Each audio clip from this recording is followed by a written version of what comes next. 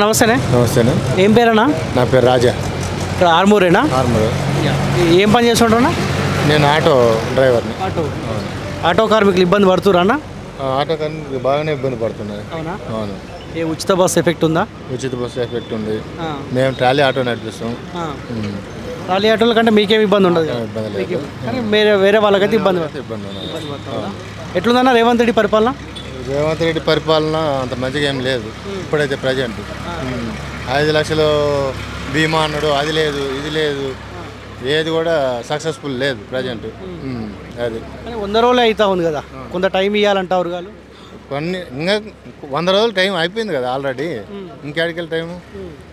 ఇంకా ఈ 100 రోజుల్లో లేని పని ఇంక తర్వాత ఏం చేయగలుగుతుంది? 5 ఏళ్ళు ఉంది కదా, ఒక్కొక్కటి అమలు చేస్తాం, నెరవేరుస్తాం అంటాం. ఇంతకుముందు టీఆర్ఎస్ ఉన్నది, 5 ఏళ్ళు అమలు చేస్తాం, అన్నీ చేస్తాం అన్నది. ఏం చేసింది లాస్ట్కి? ఏం చేయలేదు. అట్లా ఇది కూడా అదే పరిస్థితి అవుతుంది. ఓకే. ఇప్పుడు మీ ఎమ్మెల్యే పైడి రాకేష్ రెడ్డి కదా, ఉంటాడు? అందుబాటులో ఉంటాడా? ఉంటాడు. లేకపోతే జీవన్ రెడ్డికి గెలిపిస్తే అయిపోతుండే? పైడి రాకేష్ రెడ్డి ఉంటాడు. జీవన్ రెడ్డి ఏమి ఇబ్బంది పెట్టినా ఎందుకు కూడా కొట్టిరు? జీవన్ రెడ్డి ఆయన ఇబ్బంది పెట్టిందంటే ఆయన చూసుకొని పోవటం వరకే, కానీ వేరే వర్క్ మాత్రం మనకి ఏదైనా అవకాశవాదంగా ఏం చేయలే. గరీబ్ వాళ్ళకి ఎక్కువ శాతం ఏం చేయలే. ఆయన దాన్ని చూసుకోండి అంతే. సరే, ఇప్పుడు ఎంపీ ఎలక్షన్స్ రాబోతా ఉన్నాయి కదా, ఎవరికి అనుకుంటారు ఓటు? మాకు బీజేపీ. ఎందుకు బీజేపీ? ఎందుకు బీజేపీ వస్తేనే మంచిది. అది వస్తేనే మాకు ఇబ్బందులు తీరుతాయి. ఏం మంచి జరుగుతుంది మీకు?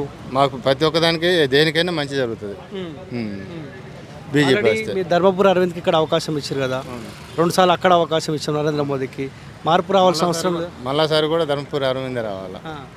ఏం చేసిండు ధర్మపురి అరవింద్? ఏం చేసిండు ఆయన? చేసే ఇప్పుడు మంచి పనులు బీజేపీ వల్లనే అవుతాయి మాకు తెలిసి అయితే.